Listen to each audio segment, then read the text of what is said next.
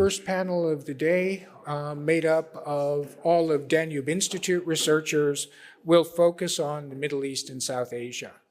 The idea of the next two panels are what makes this preliminary conference really preliminary. It's to put together ideas about each of the countries that we're planning to visit during the attacks on Christian communities and institutions research, and to present a little bit of background and some guidance, some guidelines of what should be looked at during the process of the research. Tomorrow, we will be having very focused seminars, which the Migration Institute people are very much invited to too, that will be with some of our main speakers, and both Janine will be there, David Curry will be there, and we'll be talking about issues with this kind of participant observer in-person research. So it's a time that is very valuable to us, and all of the researchers who might be involved in the fieldwork are strongly urged to attend. Okay, our first panel of the day is on the Middle East and South Asia, and our first speaker is Tomasz Orban.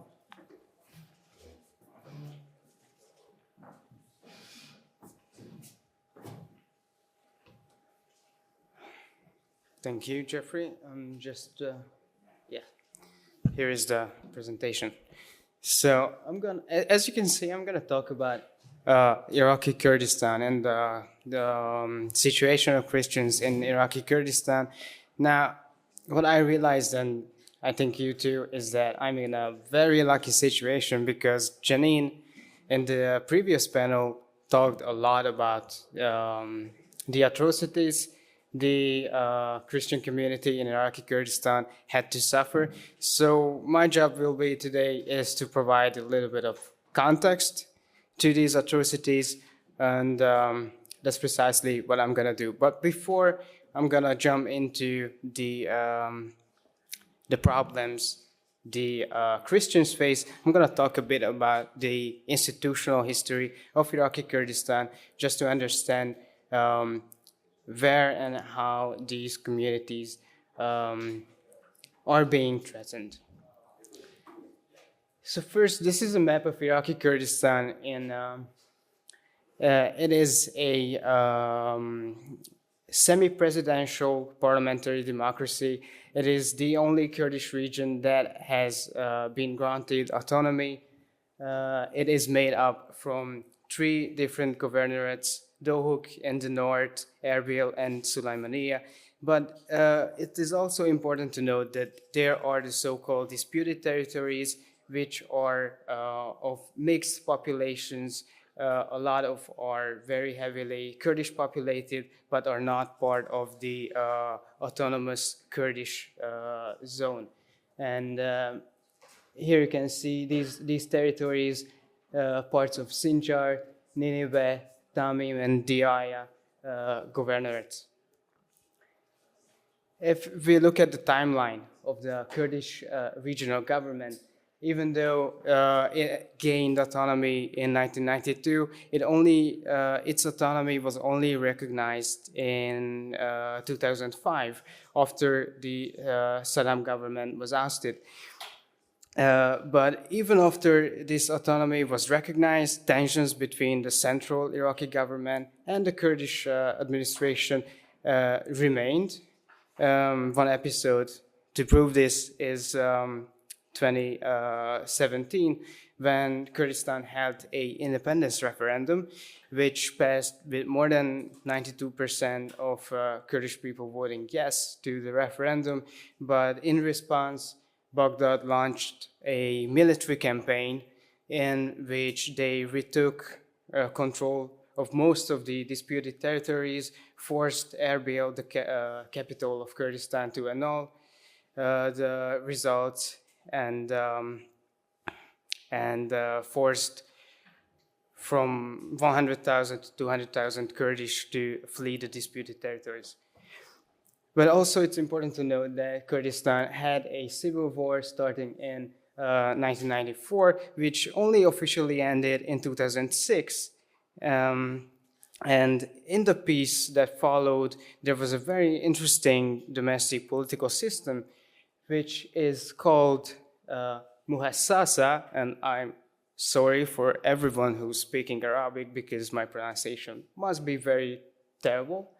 But it's an Arabic word borrowed from Arabic. It roughly translates to a system of quotas. It is essentially a system of ensuring no internal competition. It's a system of 50-50 division of land, political power, top positions, tax revenues, and basically everything in life. The main two parties, the Kurdish Democratic Party and the Patriotic Union of Kurdistan, were founded and are run by two great families, the Barzani and Talabani families. And these families essentially rule every aspect of life, every institutional aspect of life, politically and otherwise, inside Kurdistan. If we take a look at Christians, the most striking thing is what Janine also said, their numbers are shrinking very, very quickly. At the start of the Iraqi invasion, there were, by some reports, 1.5 million Christians in Iraq. Now their numbers are less than 500,000. If we take a look at another question, ethnicities, we see that more than 90 or even 95% of Iraqi Christians belong to the Assyrian or otherwise Syriac or Chaldean nationality, what Janine also said. Very small percentage are others, Armenians, Yazidis, Turkmen, and almost none are Arabs or Kurds. This will be a very important thing, and I will explain later. What you see here is one of the symbolic centers of Iraqi Christianity, St. Mary of Al-Tahira in Karakosh, the Church of the Immaculate Virgin. It is one of the oldest and certainly the biggest Christian church, which sort of makes Karakosh the symbolic center of Christianity, while administratively it would be Mosul. If we look at the distribution where Christians are, we see that apart from Baghdad, almost all Iraqi Christians reside within or at the peripheries of the Iraqi Kurdistan. In this map, you can see the green spots. These are the Christians or Assyrians. In the Iraqi terminology, Christians has almost became synonymous with Assyrians and vice versa. So what you see here is that, you have a lot of Christians in Dohuk Governorate inside the autonomous area, but we also have a lot of Christians in a very key area, which is called here the Nineveh Plains. That's what Janine was stressed about. This is where a lot of fighting took place. Yeah. If we look at historically, these communities have experienced cycles and layers of violence, starting from genocide, right during when the Armenian genocide took place.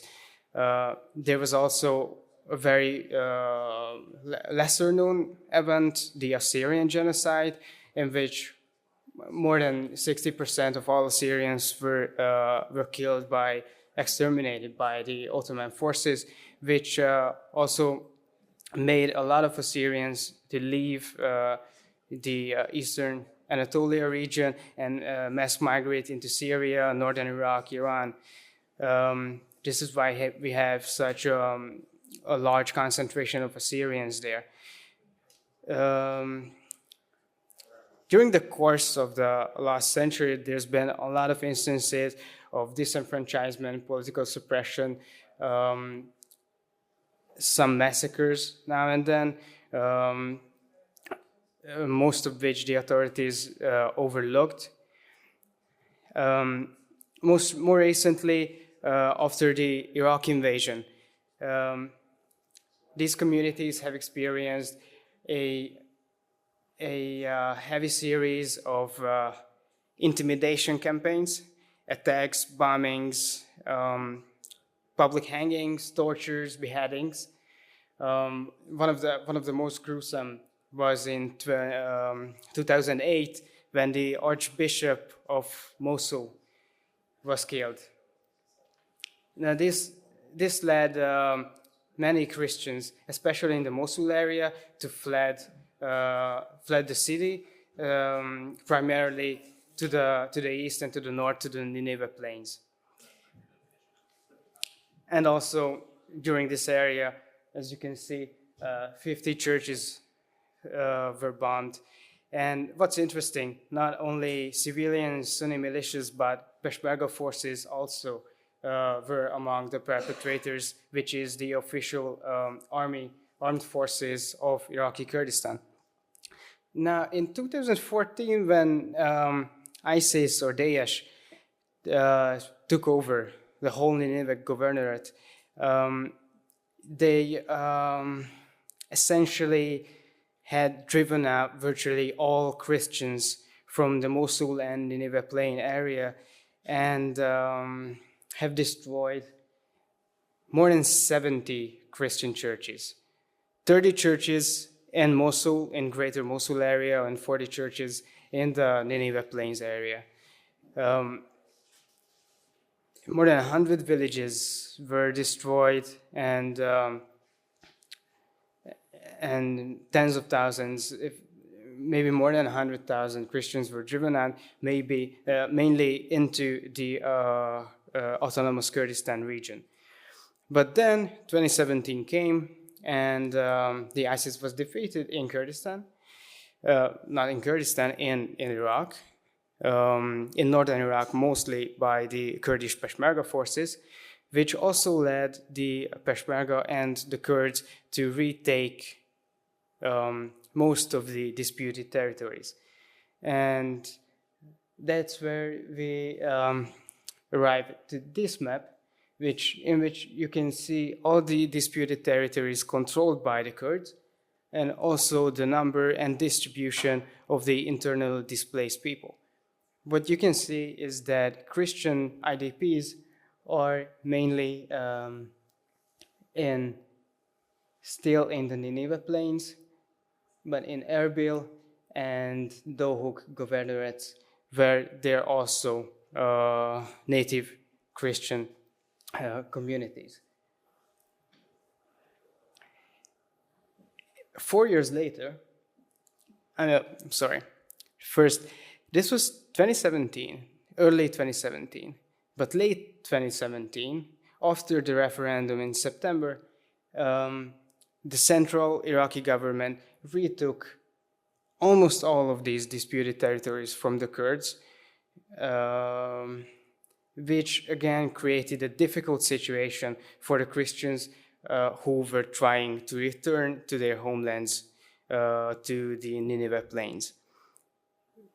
Before this military campaign started, the Kurds were organizing massive resettling programs to help them find way to their old villages, but it all became a very perilous situation when the central Iraqi army attacked. So after 4 years, this is the situation now.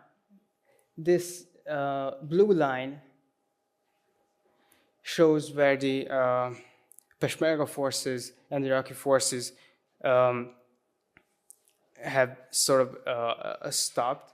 Most of the disputed territories are under Iraqi control, but some of these territories have remained under Kurdish control, especially in the north, here where the Nineveh plains is. What is important to note that more than half of the Nineveh plains is still under Kurdish control.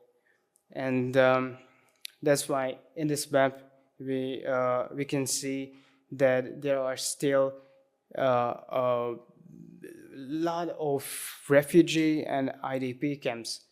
Refugee camps are marked with red. These are mostly Syrian Arabs and Syrian Kurds, while the IDP camps are marked with green. And here are where all the Christians, as well as Iraqi Arabs, Kurds, Yazidis, who hasn't been able to return to their old villages, still reside to this day.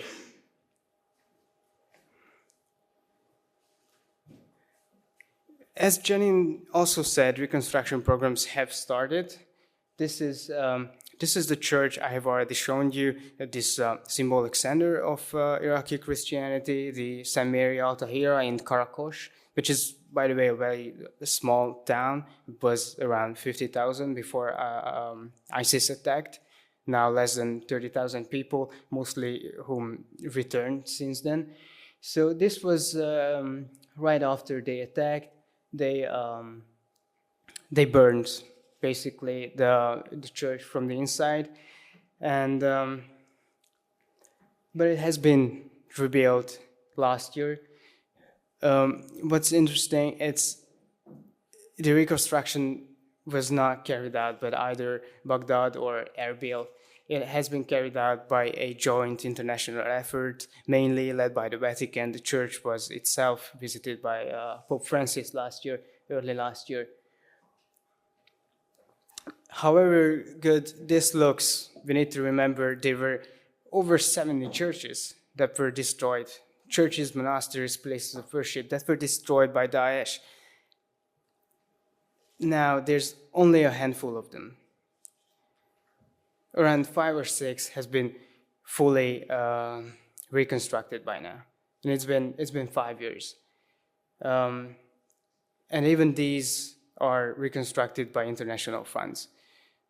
So it's not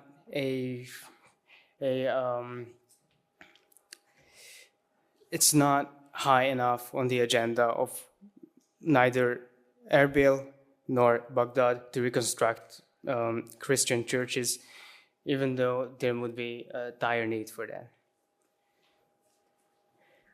So the question arises, what the Kurdish regional government really does for these Christians? How can we judge them for these actions over the past 4 years? There's always two sides and always two narratives, at least. Usually there's multiple narratives. But from an international perspective, we know that by the International Organization of Migration and the UN, Iraqi Kurdistan was branded a safe haven, a sanctuary for Christians, and not only Christians, but for other minorities, other refugees fleeing ISIS and even before. From official reports, we know that that 200,000 Christians were given refuge in Kurdistan. We know that before ISIS, there were more than 100 churches that were fully or partially renovated by the KRG. Also, there were widespread reports of the Peshmerga offering armed protection to Christian villages. And Assyrian, the nationality, is also a recognized minority inside the Kurdistan region, which they are not recognized in Iraq at the moment.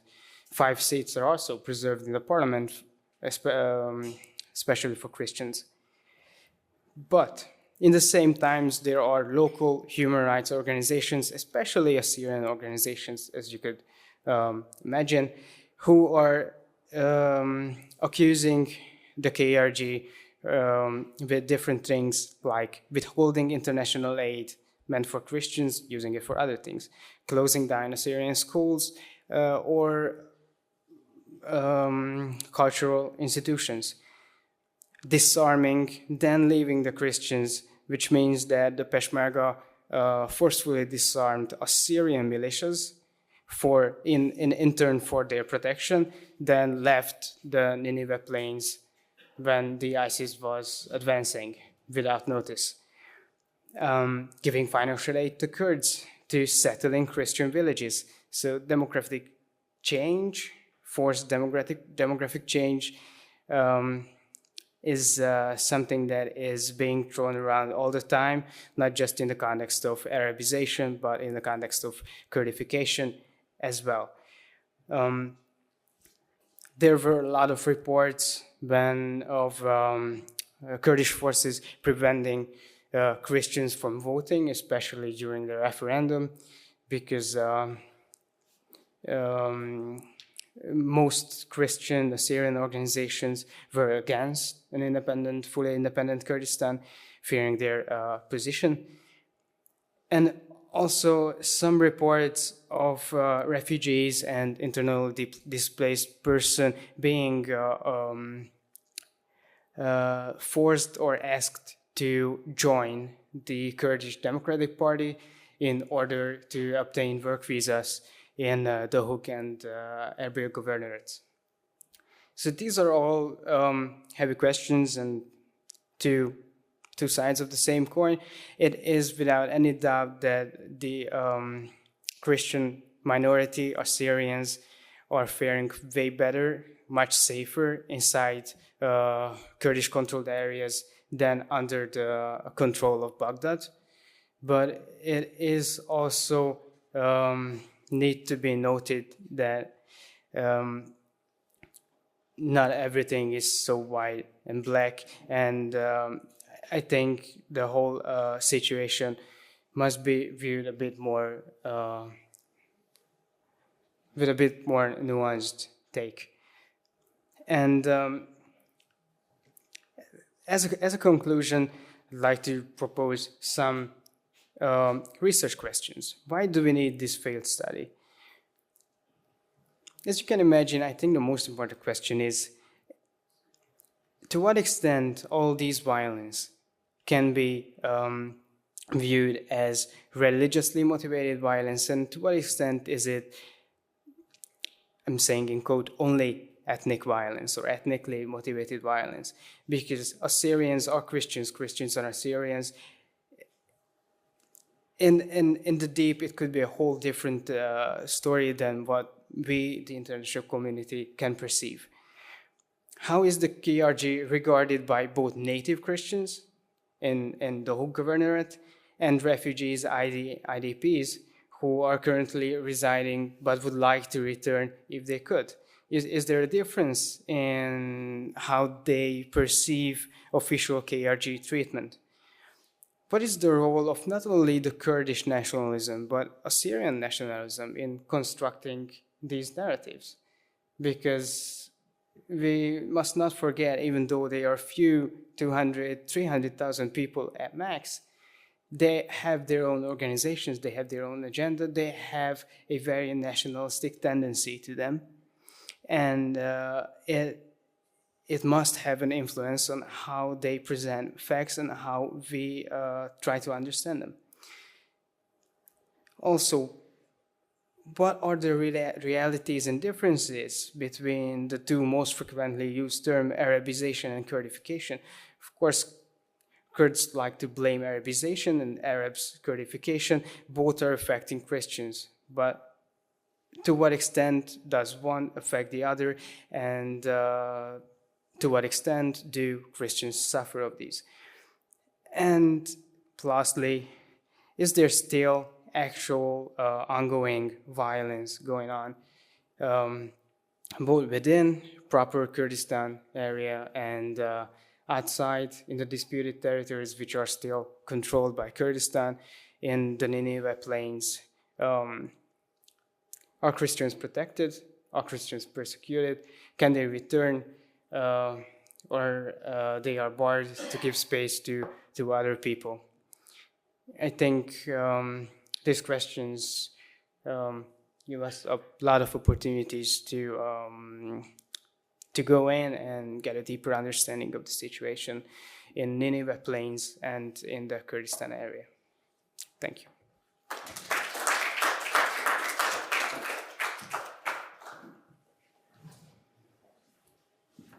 Thank you, Tomasz. Our next speaker, Sharon Sugar, will talk about Egypt. And as she's coming up, let me gently remind all of the speakers to try to hold it within 15 minutes so that we can recover our schedule. Thank you. Sharon.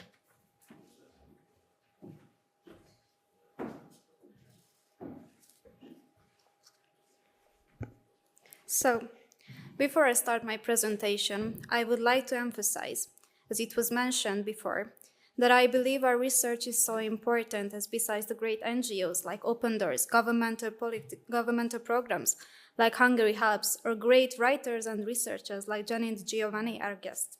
The burning issue of anti-Christian violence around the world is quite understudied. It's not just the mainstream media that doesn't deal with it as much as it should, but the academic world as well. When we get to know the facts about how Christians live in countries where they are discriminated against, it is just so incomprehensible why don't people deal with their issue more. Although with our research, our goal isn't to find any solution, I believe raising attention to the ongoing problem and the violation against the Christian people around the world and giving a full picture of each side to try to understand it better is one of the first steps to get them more help.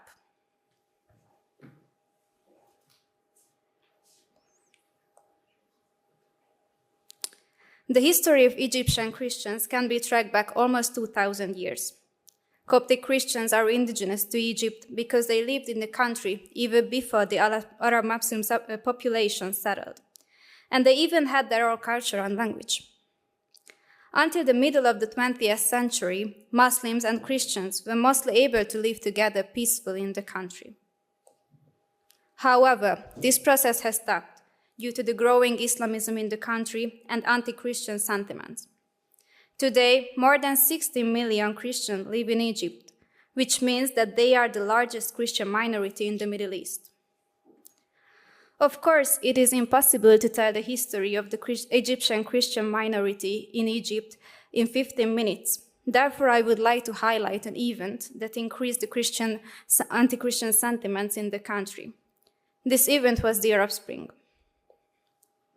11 years from now, we can see that the Arab Spring didn't bring the accepted hopes and changes in Egypt. Although, in 2011, on the weeks of the protest at Tahrir Square, there were some kinds of unity between Christians, Muslims, and women. They protested together against the regime, as it can be seen on my slides, from these famous images that have spread around the world of Christians protecting Muslims while they prayed to protect them from the police. And the Christians similarly has done it to surround Muslims to protect them. And Muslims have similarly protected Christians during their Sunday worship.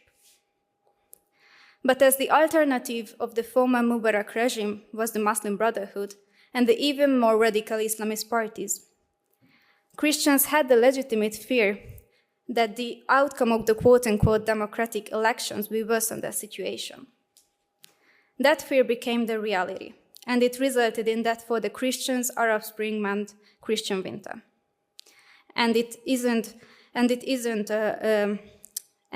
resulted in that they became democracy, but it became that the anti-Christian violence in the country increased even more.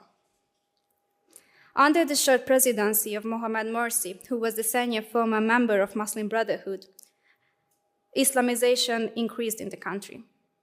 His presidency was indeed a victory for Islam, as his campaign slogan said. Public security completely collapsed and making the life of Christians difficult in the country. As the radical Islamists who Mubarak imprisoned were released, and with the strengthening of Islamization, the number of attacks on Christian communities increased, even in those places where there weren't any attacks for several years before. Many people vent their anger on Copts because of radicalization and deep poverty, which was still a major problem, and still a major problem in the country. These people kidnapped several Christians to get ransom from their families, and if they wanted to see their loved ones again, they had to pay it. The kidnappings were mainly a huge problem in Minya Governorate. At the end of 2011, Coptic Christian families had to pay nearly $100,000 to get their loved ones back. The Morsi regime didn't provide any protection to the Copts and regularly encouraged them to reconcile with those who had caused them harm in some way. After the Arab Spring, the attacks on Copts have remained and became even more frequent, often triggered by the perceptions that the community has aligned itself with the government and Christians collaborated with Sisi in ousting President Morsi. It was true in a way, as the Christian community in Egypt suffered even more than before under President Morsi. So out of their fear, a large number of them protested at the Tamarov movement in 2013 to oust President Morsi. Shortly after, Abdul Fattah al-Sisi was elected in 2014, and in his speech he promised that he is going to be the protector of the Christian minority. But the regime only made appearance laws like before the Arab Spring and hasn't brought real protection to the Christian minority. However, one of al-Sisi's improvements was that in 2015, he visited the St. Mark Cathedral Coptic Church on Christmas Eve. He was the first president who did that. Another huge improvement was that in February this year, al-Sisi appointed the first ever Coptic Christian to lead the country's Supreme Court. Although from the following part of my presentation, it will be seen that the President of Egypt only supports those Christians who don't criticize his regime. So in the following part of my presentation, I will talk about the main forms of discrimination that Christian minority have to face today in Egypt. Christians in Egypt report that freedom of religion violation come mostly at the community level. Incidents vary from Christian women being harassed while walking in the street to a mob of angry Muslims forcing a whole community out of Christians to move out, leaving their houses and belongings confiscated. These sorts of incidents take place mostly in the poorer cities of Upper Egypt, where Salafist movements are active and have a huge influence on the people. These places, as it can be seen on the map, are mainly in Minya Governorate, Cairo, Alexandria, Suez, Luxor, and Aswan.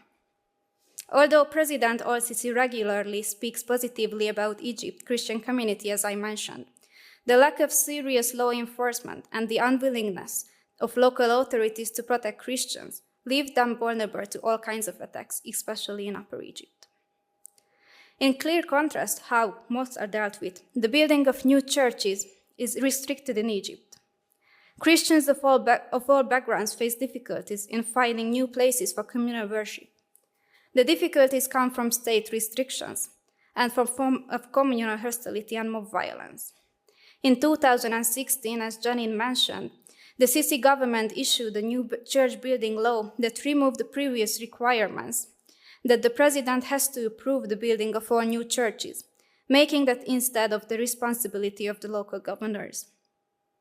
Local governors must approve or deny the request for building a new church within 4 months, and must provide a justified explanation if the request is denied. As for now, only 1,800 churches approved since 2016, but many churches still lack proper status. So out of 1,800 churches, only 5,540 churches received official recognition. The official recognition of churches often leads to sectarian tensions with the Muslim population. Even they have obtained permission to renovate or construct the new churches, local Muslims often block their attempts to do so. So one of the largest crackdowns of the democracy in Egypt is how al-Sisi removes his political opponents and anyone who speaks negatively about his regime and fights for justice and human rights in the country. One of his first moves of Sisi regime was that they imprisoned President Morsi and many of Muslim Brotherhood's and radical Islamist parties' members. The president, although didn't do it because he wanted to protect the Christian, but because Muslim Brotherhood was his opponent. Shortly after, more and more Islamist members and organizations, Islamist parties and organizations, blamed the Christian minority for Sisi's policy, which again increased the anti-Christian violence in the country. Since then, tens of thousands of journalists, government critics, and human rights defenders has remained imprisoned on politically motivated charges. Sisi's imprisonment affects the Christian community directly as well. To mention an example for that, in the beginning of 2022, 9 Coptic Christians were arrested in Isbat Fargallak village after a peaceful demonstration, which they held to request the permission to rebuild their district churches. Their churches were destroyed in July of 2016 after a fire broke out. Even though in July of 2021, the church received permission to demolish the building, they still hasn't received a response from the authorities. Therefore, they held a peaceful protest. After that, authorities charged the Christian with participating in an assembly that endangers public peace and committing a terrorist act with the aim of disturbing public security. Authorities decided to imprison them for 15 days pending investigations and then renewed the detention decision on February 12 without presenting them in person to hear their statement or in the presence of the lawyers. Another form of discrimination comes from that every Egyptian must have their faith listed on their ID card, and the Ministry of Interior keeps track of it to prevent conversion, unless if someone wants to convert to Islam as it is accepted. If a child is born to a mixed family with a Muslim parent, they are registered as Muslims regardless of the faith they practice. If a parent converts to Islam after a child is born, the Ministry of Interior immediately changes the child birth to Muslim in the database. Regarding this policy, if a Christian man would like to marry a Muslim woman, he can't do that unless he converts to Islam, as the slightest rumor that a Christian man is in relationship with a Muslim woman is often enough to cause mob violence against Christians. Though if a Muslim woman would like to marry a Christian woman, he can do so. If a married man leaves Islam, his marriage to a Muslim woman is immediately dissolved. In the case of divorce with mixed faith marriages, the Muslim parent will always get the custody of the children. There have been efforts to remove the religion from the Egyptian ID cards because of these controversies, but these efforts still hasn't come true. The discrimination of women in Egypt especially affects the Christian women in various forms. Many Christian women feel that they can't leave their houses by themselves and they constantly need the male company for protection. One of the biggest threats to women is the high number of kidnappings. According to a priest in Minya Governorate, at least 15 girls go missing every year in his era alone, and the large majority of these women are never reunited with their families and friends because of police response in Egypt is quite corrupt and dismissive. Most of the times, kidnappers identify Christian women as they aren't wearing a hijab or wearing necklaces with a cross, but these horrible cases usually happen in smaller governorates where everyone knows who is Christian anyway. According to several reports, mostly throughout Egypt, Salafi groups mainly target Coptic women whose husbands work a lot abroad and seduce them to convert, and if they succeed, they kill their husbands. However, violence against women doesn't only affect young Christian women. In May of 2016, a 70-year-old woman in Minya was beaten and deeply humiliated after her Christian son had a relationship with a Muslim woman. Unfortunately, the 4 discrimination forms I mentioned are not the only discrimination Christians have to face today in Egypt. To conclude, I would like to share another rare moment of the Egyptian Christian minority. Even though the rising sentiments, anti-Christian sentiments in the country, a few months after the Arab Spring protest, in 2011, November 11th, around 70,000 Christians gathered for an all-night-long prayer night and worship night in Cairo's St. Simon Church. It was the largest Christian gathering since the modern history of the country. Unlike for us, who live in Western countries where going to a church is more or less guaranteed and isn't a risk, for the Egyptian Christians, attending at a huge prayer night like this takes a lot of courage and faith.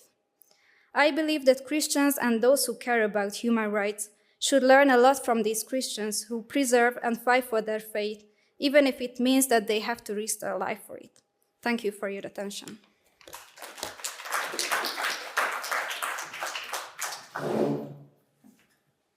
Thank you, Sharon. Our next speaker is Lydia Pop, who will be talking about Syria.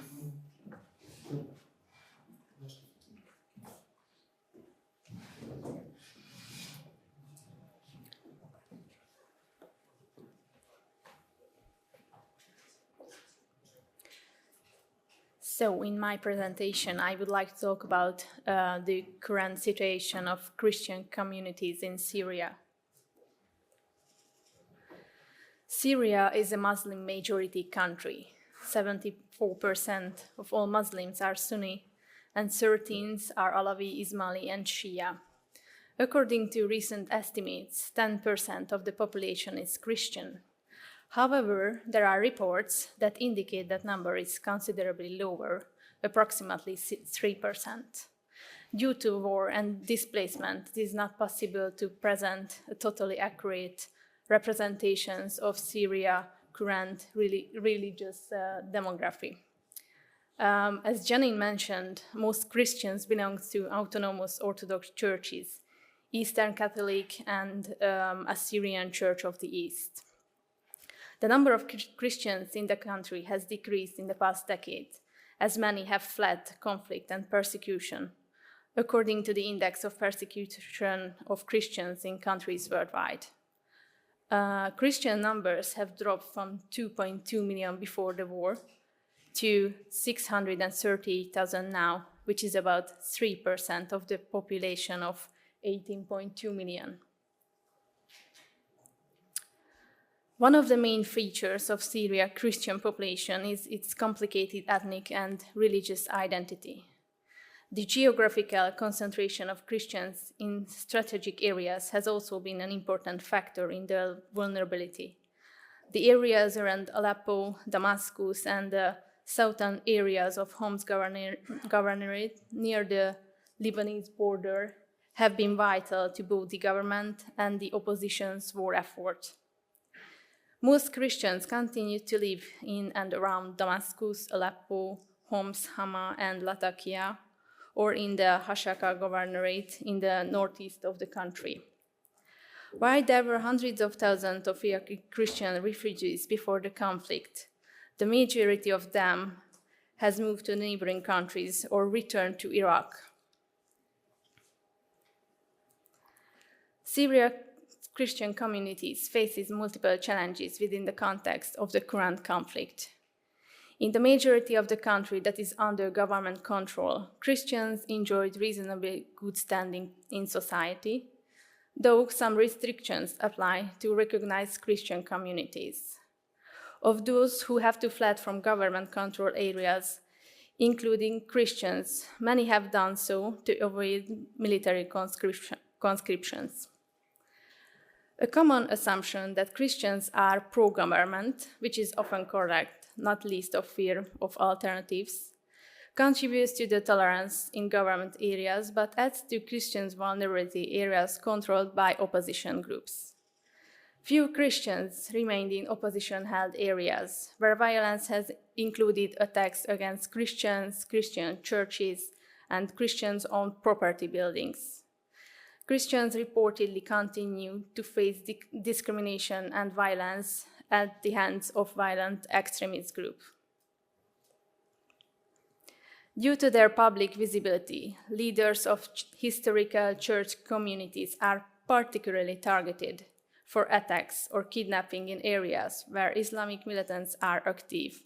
Baptist, evangelicals, and Pentecostal congregations are also in a vulnerable position because they are known for their more Western orientation, missionary drive, fragmentation, and often lack of strong leadership and lack of rank spokesman, for example, a pope or bishop, to act on their behalf. In areas controlled by radical Islamic groups, most of the church belongings to the historical church communities have either been demolished or used as Islamic centers. Public expressions of Christian faith are prohibited, and church buildings or monasteries cannot be repaired or restored. In government-controlled areas, there used to be a less control over Christians because of the war conditions, But as the authorities have regained power, so has the control over potential dissidents and others who could harm social stability, such as converts from Islam to Christianity. The political reputation of Christian denominations, churches, and local church leaders plays a significant role in the level of oppression they face from groups fighting against President Assad.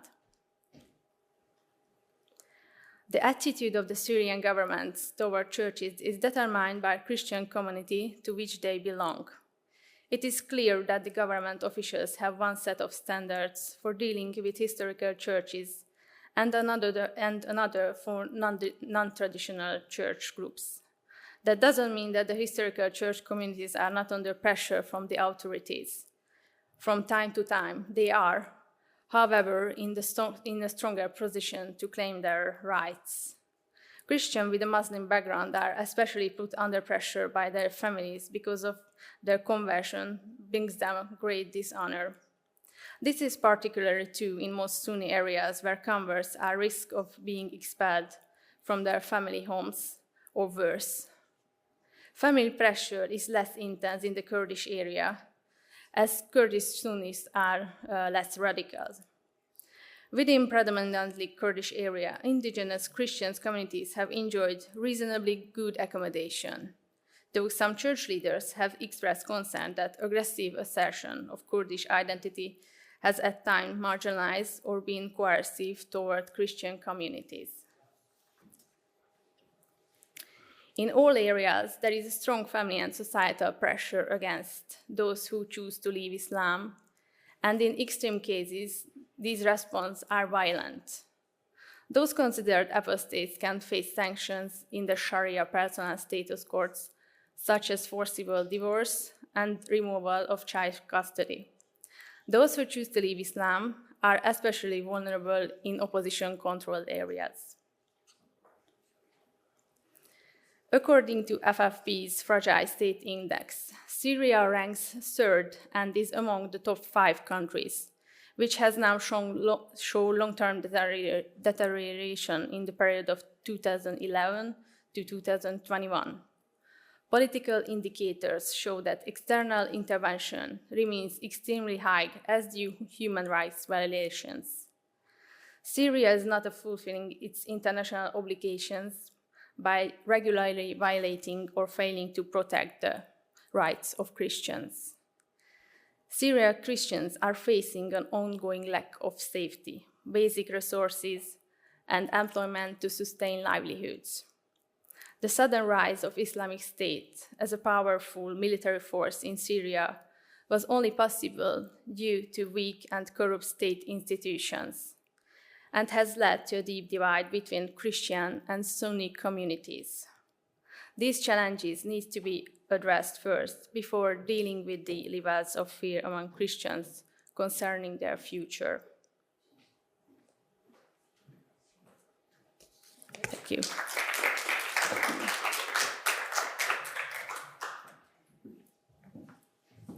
And finally, for Pakistan, David Nudge.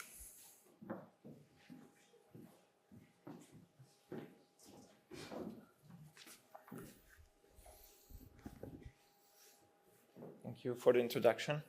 So I would like to talk about the attacks on Christian communities and institutions in Pakistan, the situation of the church in the country.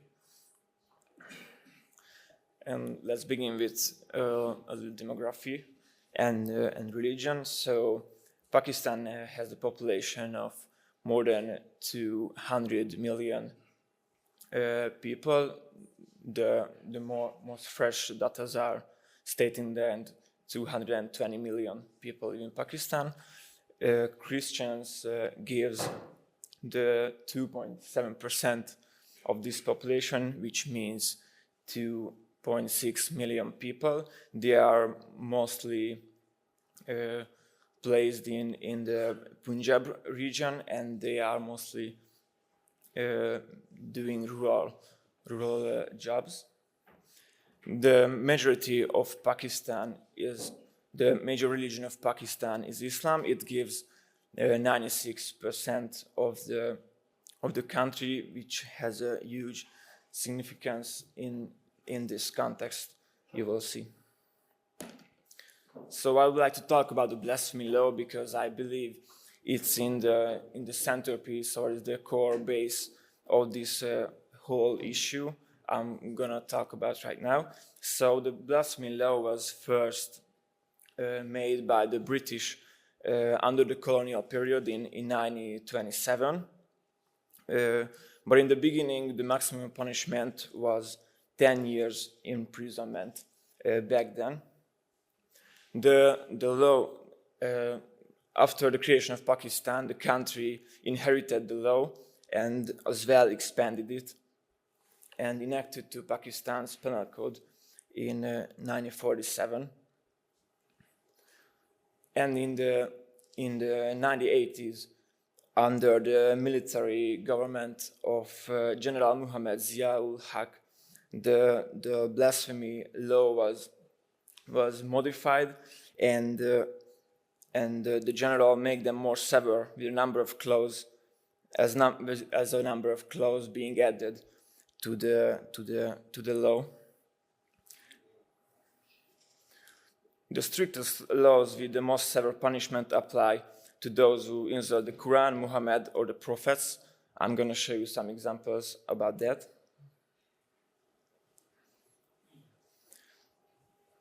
So, for example, someone will use any derogatory remarks about the Prophet Muhammad or other prophets of the Islam have to face with death penalty.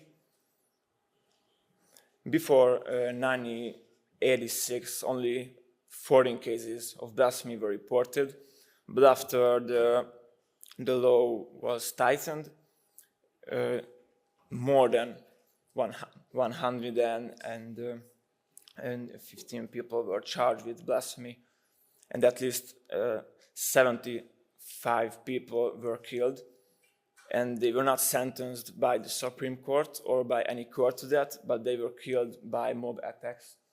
So as I referred to it, the problem with the blasphemy law that it is often misused or exploited or used to settle personal scores, fights, and financial or property issues between the people, mostly Muslim, the Muslim majority, and of course, mostly the Muslim radicals use the law and the charge of blasphemy to take the law into their hands. And even before the allegations of blasphemy are verified or accusations became proven, they drag people out from the churches. Christian people is being beaten by stones and sticks, or even burnt alive.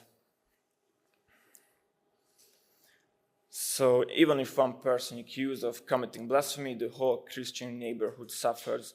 It was told by Shahbaz Gulzar, a former member of the Christian community of Lahore. And if you just allow me, I would like to talk and tell the story of Mr. Shahbaz. He studied in Western universities in England, but he returned to Pakistan to take care of his parents. He has built his own company. He was a business consultant, but eventually he was pressured by his competitors to either accept Islam or shut down his business. So he closed his business in 2020 and started to work in a public park and collect garbages and this kind of stuff. But then he still got death threats and he was forced to leave the country. And now he lives in Malaysia with his family, but as reports said, as well in Malaysia they can't get death protection by the law, what they would need.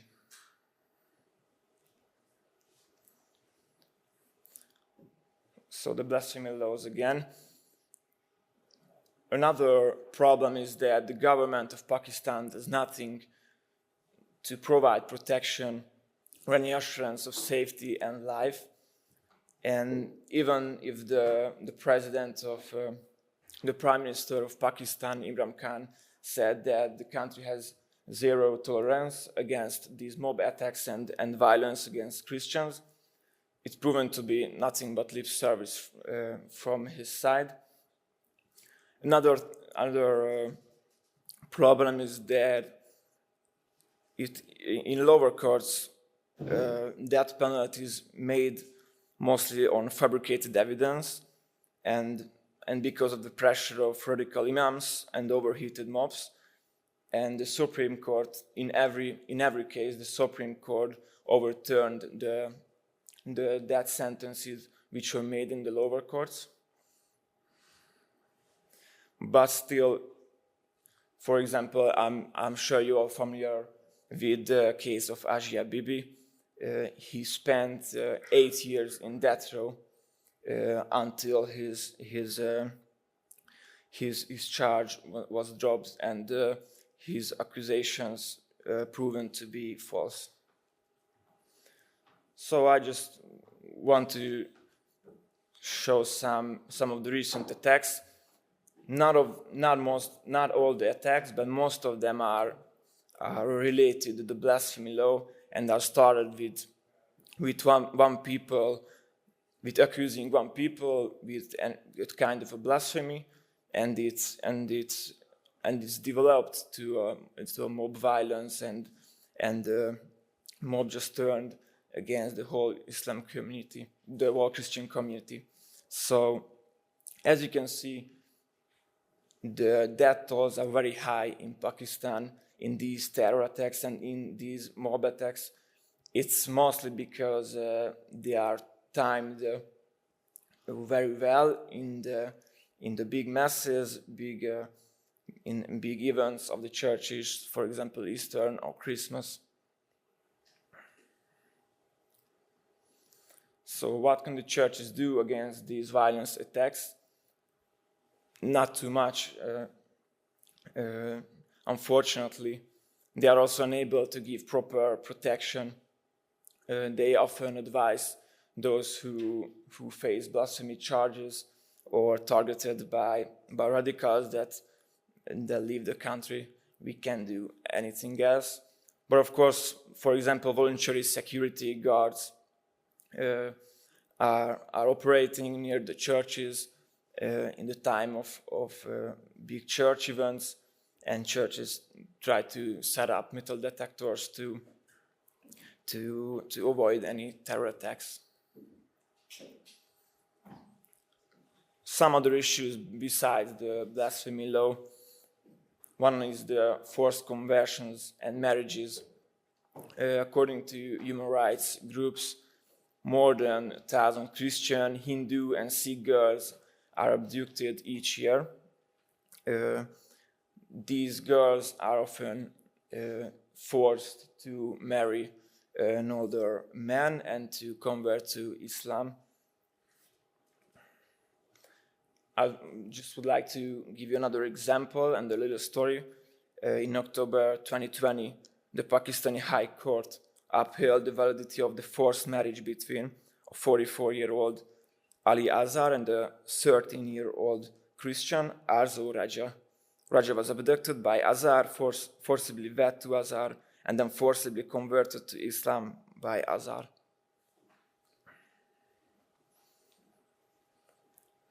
Christians are often held as secondary citizens or are citizens from a lower degree of the society.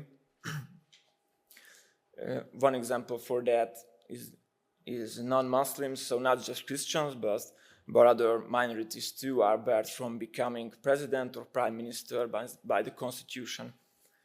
People are forced to leave their jobs and businesses, and they are often threatened by blasphemy charges, just as the story I shared with you before. One fact to prove this: Christians fill about 80% of manual serial cleaning jobs in the whole Pakistan, but it's not that because they are uneducated, but because they are discriminated to apply to some kind of jobs. And the freshest examples during the pandemic, how the Easterners tied food aid to conversations to convert to Islam, or for example, Christian hospital workers got no protective gear when they were sent to COVID-19 wards. Thank you so much.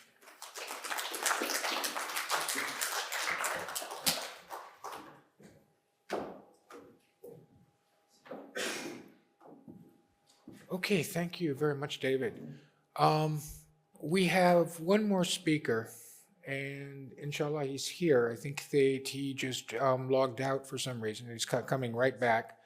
But this is Mr. Toma Ejbara, who is talking to us from Amman, Jordan. He is the Middle East coordinator for Hungary Helps, which is the Hungarian agency that does most to aid Christians overseas, as well as embattled Muslim communities as well.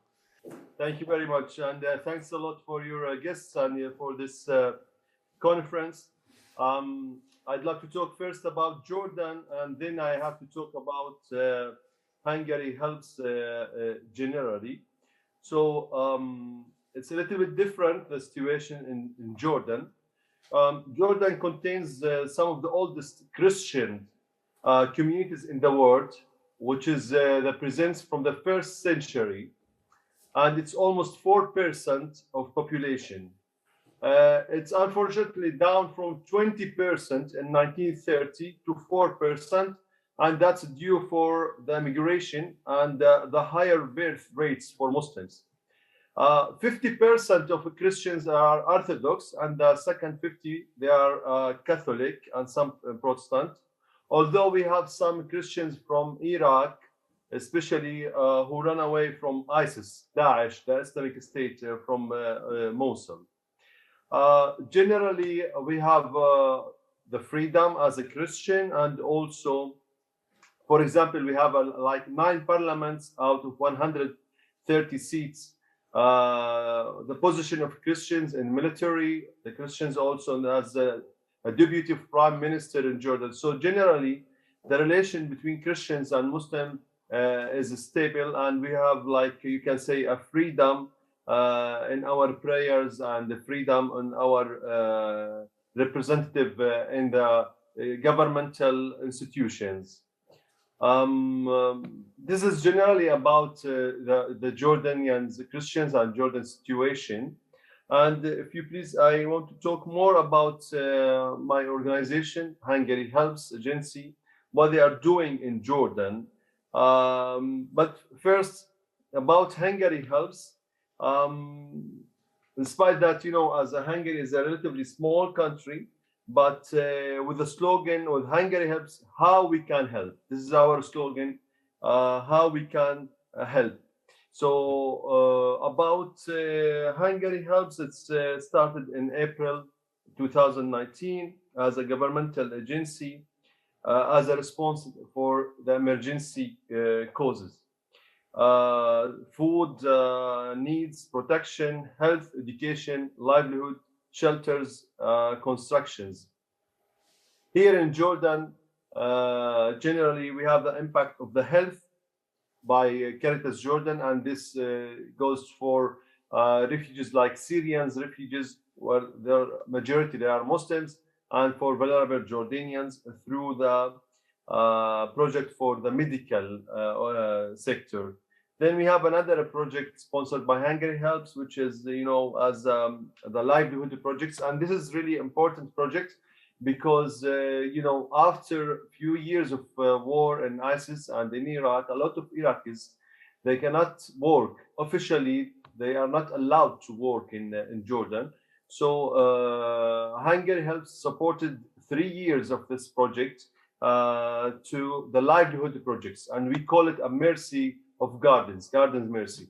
And it's more about supporting these Iraqis to work through like mosaic, soaps, clays, and different, handicrafts. And recently we launched a showroom in Budapest And this showroom will be like a point of selling these products, which will return back for Iraqis.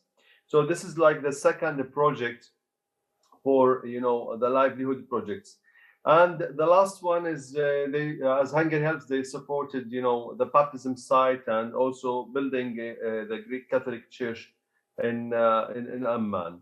So generally, there are the three aspects sponsored by Hungary Helps. At the same time, as I mentioned before, the situation between Christians and Muslims is not bad. Actually, it's good.